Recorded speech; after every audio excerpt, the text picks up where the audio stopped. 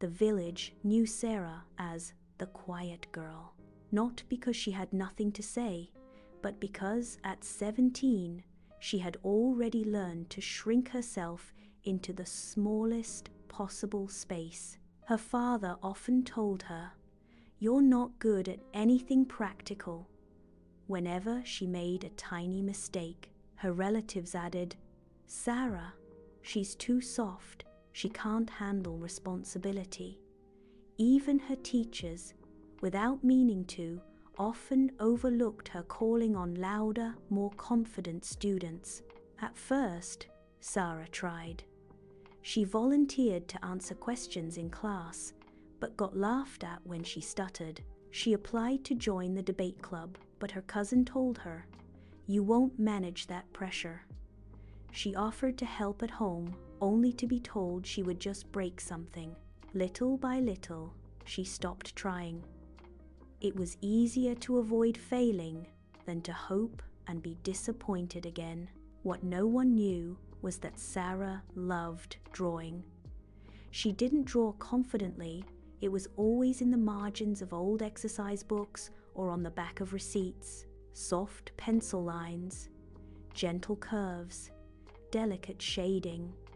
She hid her drawings under her mattress like secrets she wasn't good enough to share. One afternoon, her art teacher, Mrs. Kamara, found Sara quietly sketching after class. She approached slowly, not wanting to startle her. "Sara, did you draw this?" Sara's voice trembled. "It's nothing, just scribbles." Mrs. Kamara shook her head. "No, dear, this is talent." Sara almost laughed. "Talent? Her?" The teacher continued. "There's an art exhibition next month. Students can submit work. You should enter." Sara took a step back as if burned. "I can't. People like me don't win things. I'll embarrass myself." Mrs. Kamara frowned gently. "Who told you that?" Sara opened her mouth, but didn't know whose voice to name. There were too many. A week later, her younger brother Musa came running home in tears. His bicycle chain had snapped. Their uncle, who usually fixed things, wasn't around. Musa begged Sara, "Please try to fix it. Just try." Sara panicked. She had never repaired anything successfully in her life. What if she made it worse? What if Musa blamed her? What if her father shouted? "I can't," she whispered. "You know I can't." Musa looked at her with confusion. "But you haven't even tried yet." He left with the limp bicycle, disappointed. Sara sat on the ground, swallowing tears. She didn't know why that moment hurt so much.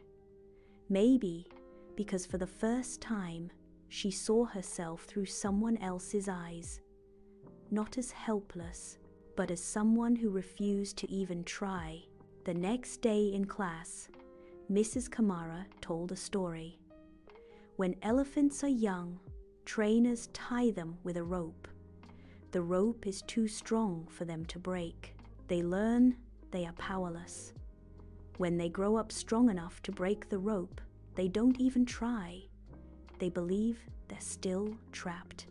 The class nodded, but Sara felt the words hit her chest like a stone. She was the elephant. Not physically tied, but mentally convinced she couldn't do anything, even things she could do. That evening, when Musa wheeled the broken bicycle past her room, Sara felt something shift inside her. "Wait," she said softly.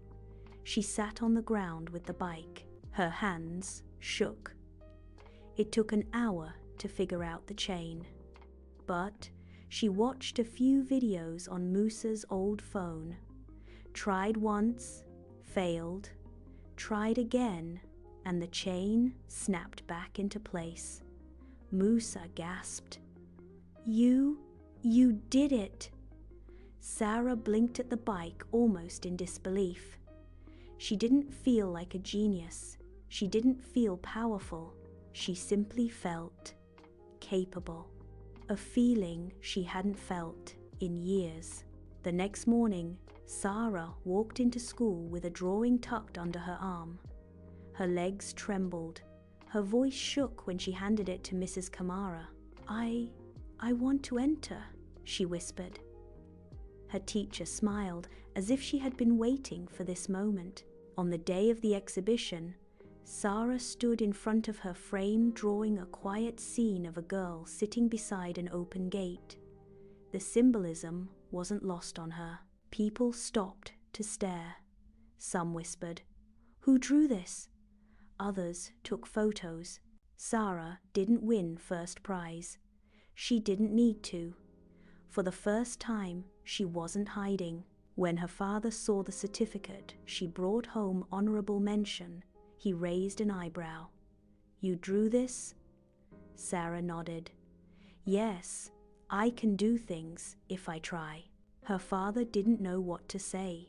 Sara didn't wait for approval. She didn't need it anymore, because she had discovered something more powerful than praise. The rope had never been tied. She had always been capable. She had just stopped believing she could try. Leave a like and comment.